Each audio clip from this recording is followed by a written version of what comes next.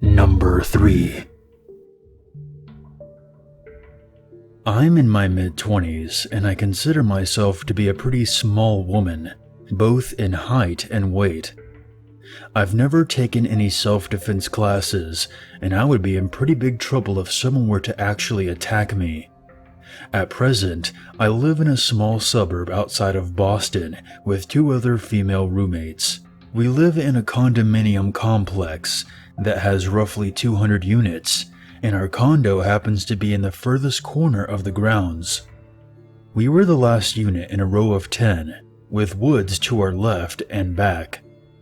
The area we live in is widely regarded as a high crime area. It's the sketchy part of town.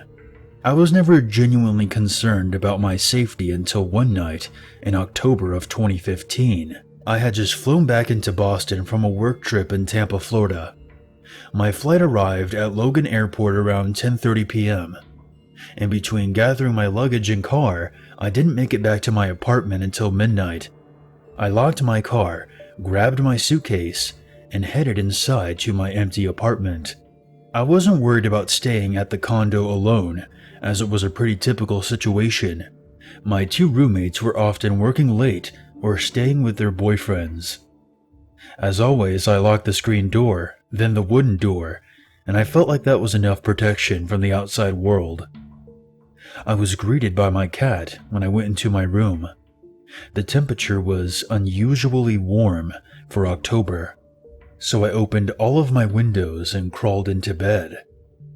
I should note here, as I mentioned before, the back side of our apartment is surrounded by woods.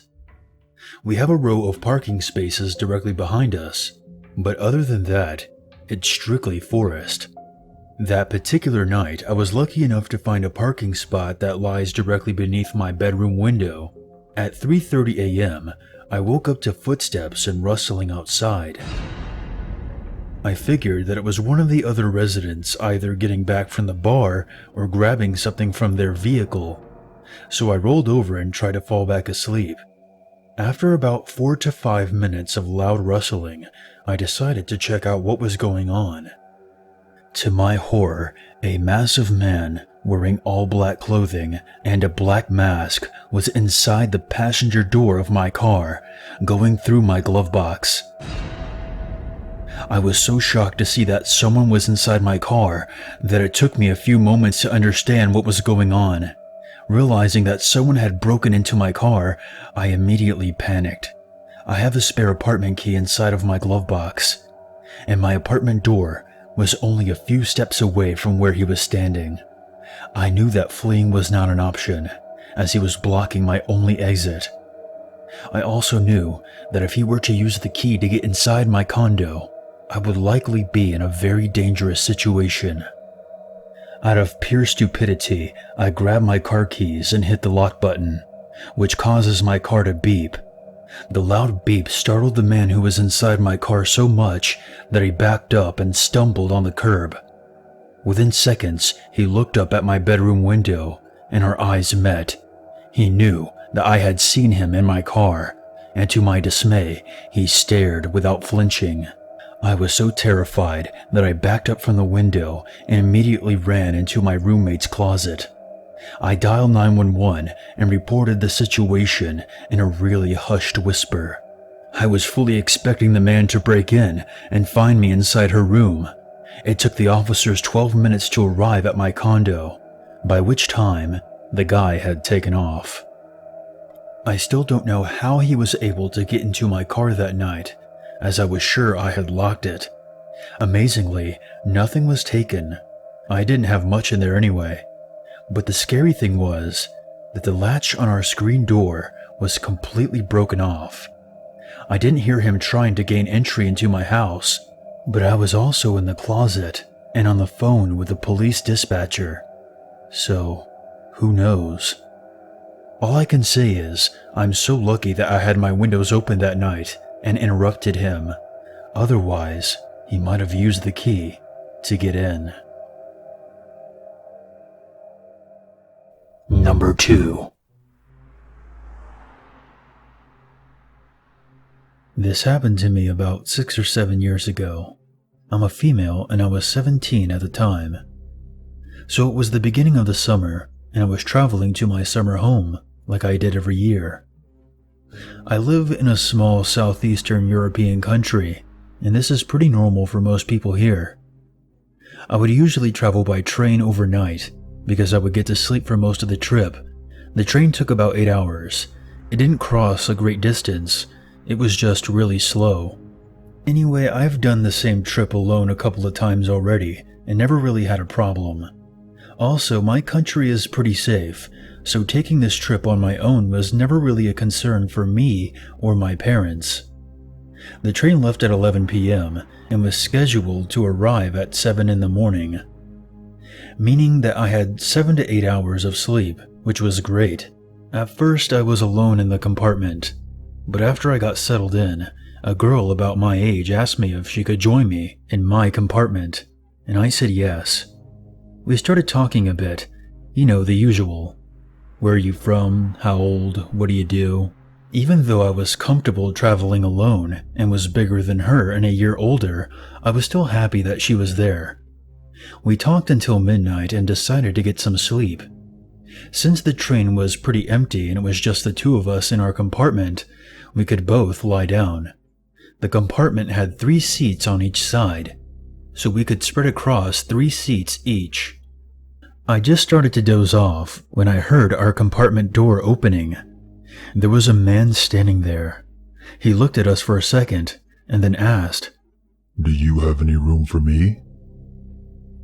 Now what was weird about this was, first of all, the train was pretty empty, so I was certain that there was other completely empty compartments.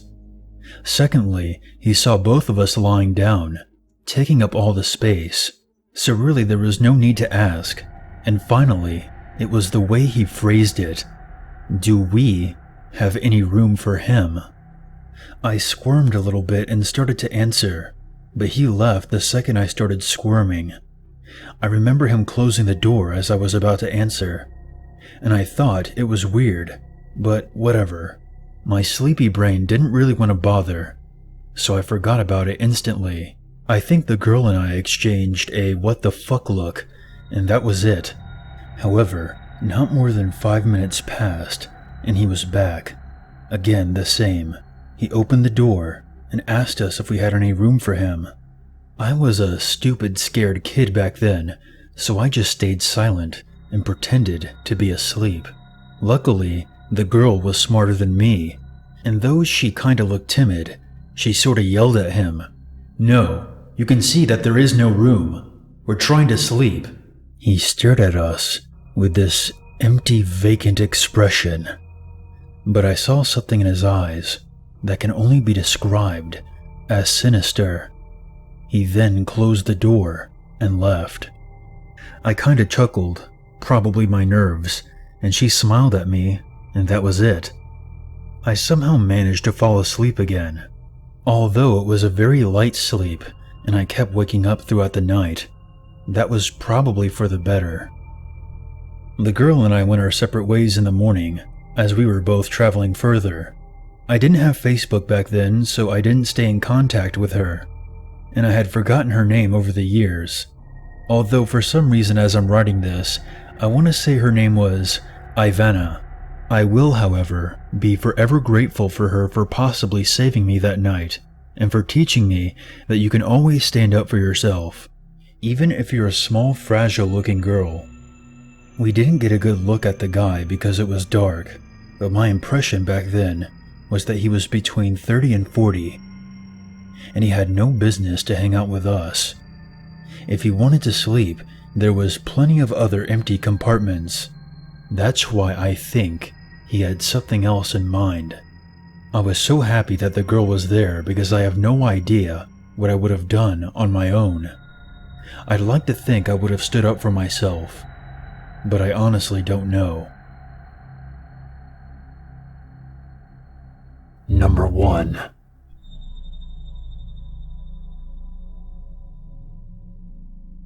I'm a 29-year-old guy from Brazil.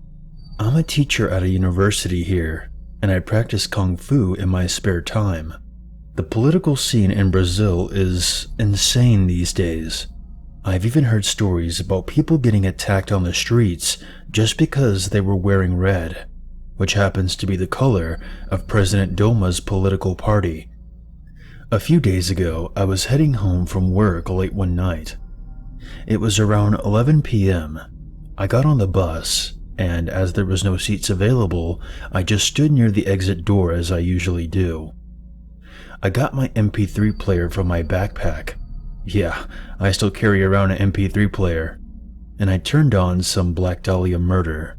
I was there minding my own business, silently singing along, when I noticed a guy sitting in the back of the bus. He was staring at me with this really creepy look on his face.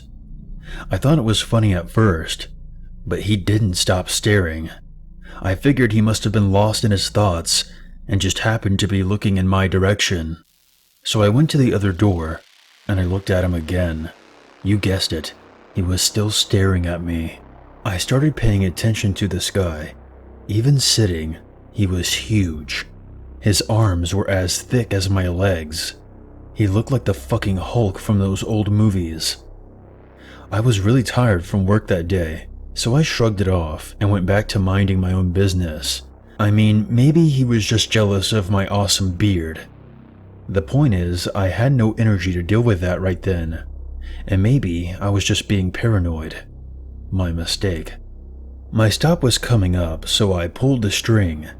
I don't know how buses work where you guys live, but here we have little strings attached to the ceiling, and when we want to get off, we just pull.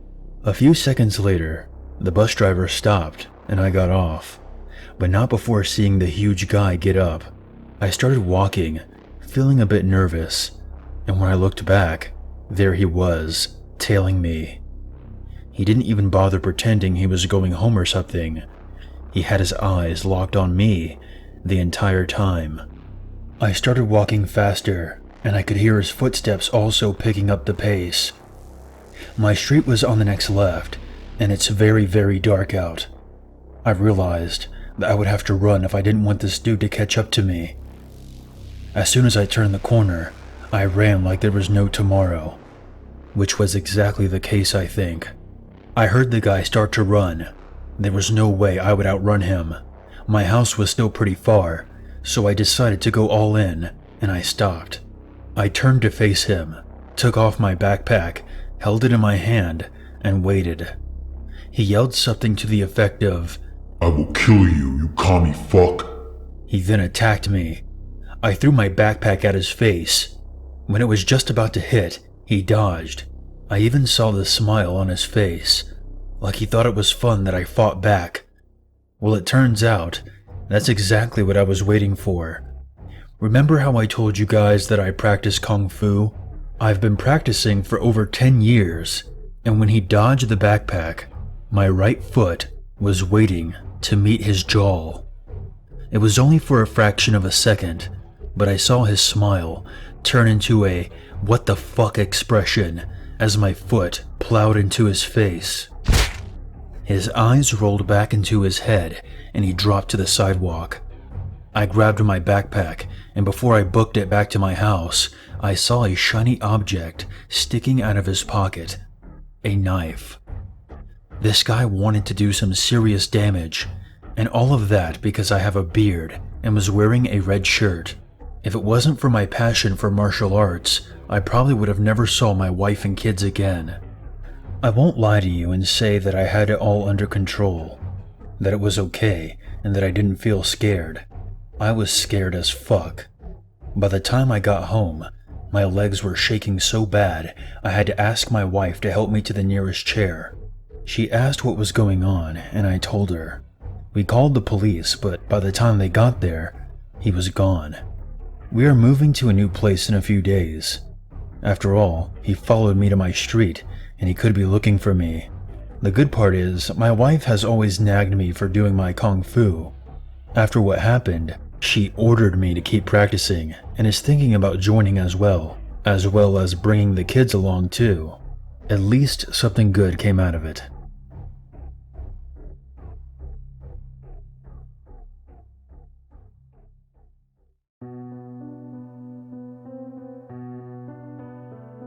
Hey guys, Unit 522 here, and I want to thank you very much for watching my video. I would appreciate it very much if you would share, like, and comment.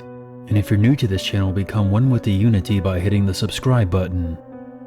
If you have a scary story or experience that you want featured on this channel, you can always send it to my email or post it on the Free Horror Stories subreddit. The links for those can be found in the description below. If you would like to help out this channel even more, consider a PayPal donation. And for more updates, be sure to follow me on Twitter. There's nothing wrong with a little darkness in your life, as long as you never forget there's always a reason to be afraid.